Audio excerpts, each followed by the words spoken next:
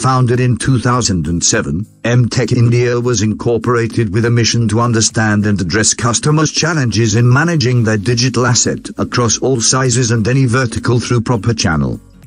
MTech India is headquartered in Bangalore, with 8 billing locations spread across in India and Sri Lanka. We also support door delivery around the globe. MTech India has a direct relationship with 30+ best-of-the-breed global technology vendors. MTech India team has a collective relevant industry experience of 500+ man-years. Business done through 400+ channel partners, solutions offered to 3,000+ end customers. Myself, Bhavin Bhatt, Executive Director of MTech Solutions India Private Limited, working with MTech since last 14 years.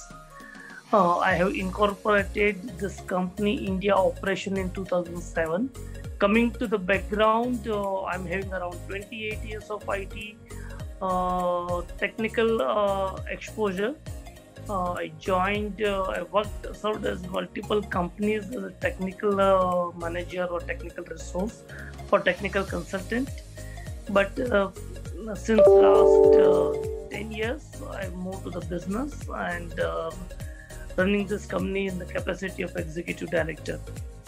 Coming back to the MTech as a group of company, MTech was started in 2002 in Singapore. Part of the listed group in Singapore, SGX main board since 2002. We have around 19 countries operation in 38 cities operation. MTech being one of the ASEAN's largest value-added distributor.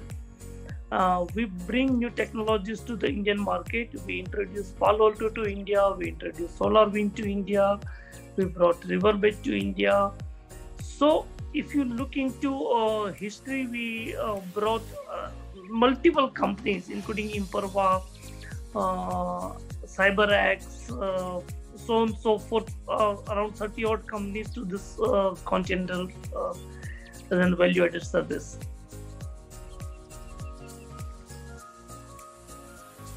Basically, when you look into your growth plan, correct, we will look into 7 key established point, right, which includes establishing a value proposition into market. Because being value-added distributor, we have to identify our value proposition and not try to be one size fit for all. So we try to customize the requirement. We try to establish the value proposition for ourselves and identify the key differentiator between MTech and other closest competition. Definitely, we do not try to go behind the mass. We identify our customer. So the growth plan, we are trying to identify based on our strength and capacities. We identify our key customer. So we work in identifying your ideal customer, followed by defining our key indicators. So we are running on our strength, not competition weakness. Definitely competition weakness is a key, but our more focus in strengthening and focusing on our strength. Next, and the most important thing is identifying the revenue stream. So we may try to bring the new technologies to Indian market where which fits into our solution design and solution offering.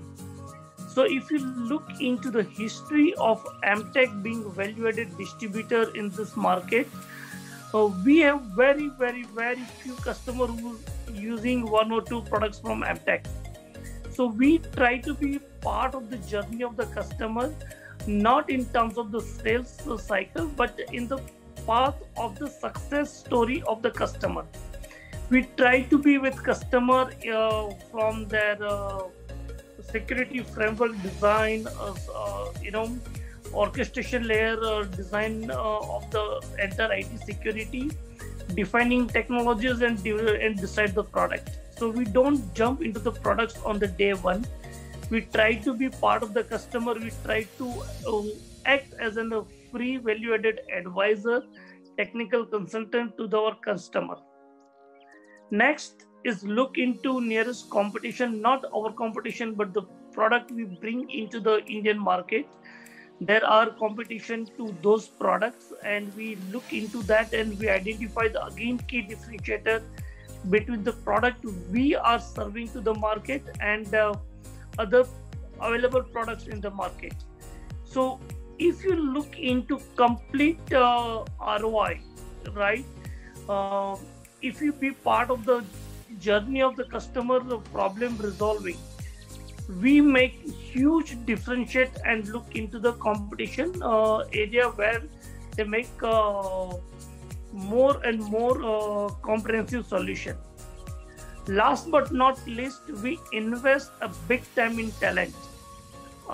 Definitely product is a key area to focus and bring to the market, but the right product without equivalent talent is no use. So when we bring new technology to India, we do invest in people's talent. So if you look into, we have highest qualified people, engineers in our team. My around 50% staff is technical resource compared to 15% on the sales.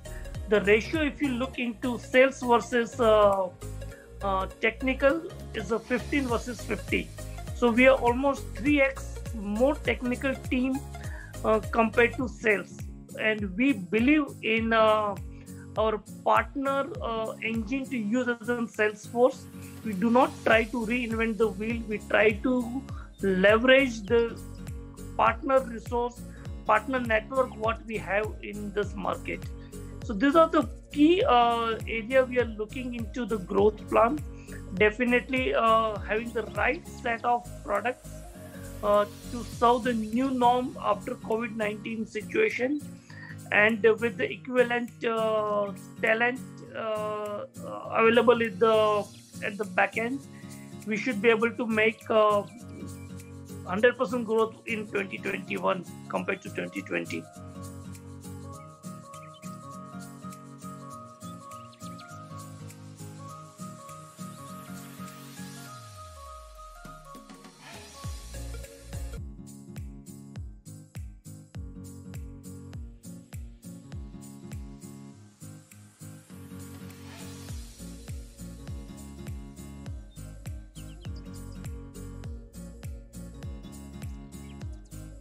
The value-added distributor, we rely on our partner network a big time.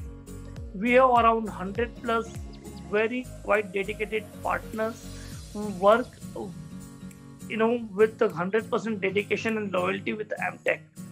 We do provide packet rebates to them. We arrange regular enablement session, basic troubleshooting level training, and hands-on trainings for our entire partner network. During this lockdown and COVID-19 duration, we have given the webinars to our partner network, and around 240 partners has joined, which includes around 14 lakh web minutes. And we had around 8,000 plus attendees on those webinars. This is a quite commendable achievement by my entire team. We have spent a lot of time with our partners. The recent development, Amtech being exclusive aggregator for entire Broadcom business for commercial and digital in entire APAC region. In Indian market, we are exclusive aggregators for entire commercial and digital segment of Broadcom business. So this is the recent development. We have developed our 24/7 tech support center to serve all the requirement of our existing partner and to ensure they have a satisfied customer on their fold. Coming back to the vertical wise partner, we have choose vertical wise and segment wise partners. There are a set of partners who work purely on government part. Few partners work across the platform. But our philosophy says that we do not want to flood more partners to sell our product.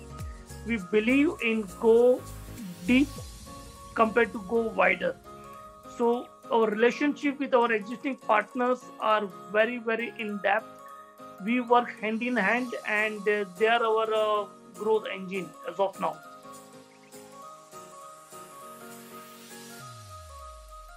I believe the biggest bottleneck what we are seeing is visibility.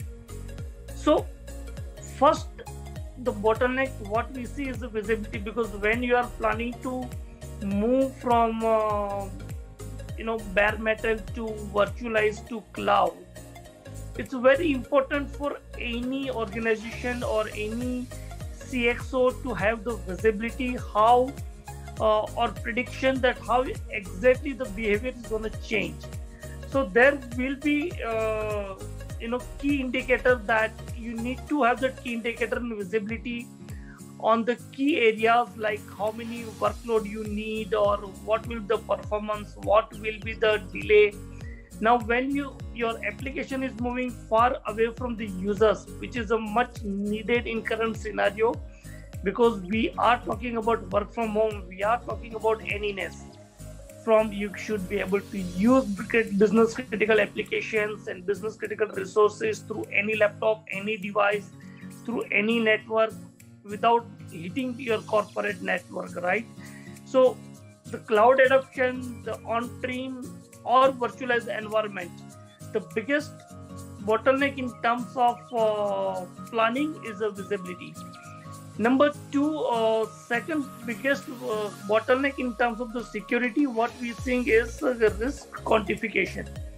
So people are still a bit slow in adopting risk quantification. Now, when you look into VAPT or scanning and all the kind of technologies which is we think is outdated, when you are investing heavily on the technology, this is the only technology which think security is the only industry which do not have measurable growth. In terms of, for example, if I'm investing around 2 CR to 5 CR in IT security, but if my CEO or CFO asking me after investing this 5 CR or 2 CR, what are the security preparedness? What is the change? Can you give the quantification out of 10? Or can you give me the report that what are the top 10 or top 100 attacks or vector scale you have stopped from, or you protected this organization from those attacks? So I believe risk quantification is another area people must look into. We've seen slow adoption in the Indian market, but risk identification, risk quantification, and risk mitigation, this is another bottleneck what we are seeing. And the third, last but not least, is automation in the security. Now, all the attacks today are automated, and the most of SOC security operation centers or advanced security centers are manual. By the time you identify this is a potential attack, or you go to L1, L2, L3 forensics expert, and you confirm that this is an attack, you already have the data loss. So these three things I believe people must look into. Security automation, for that they need a proper orchestration layer, risk quantification, and visibility. These three is as per our belief that this is the big bottleneck of the current situation.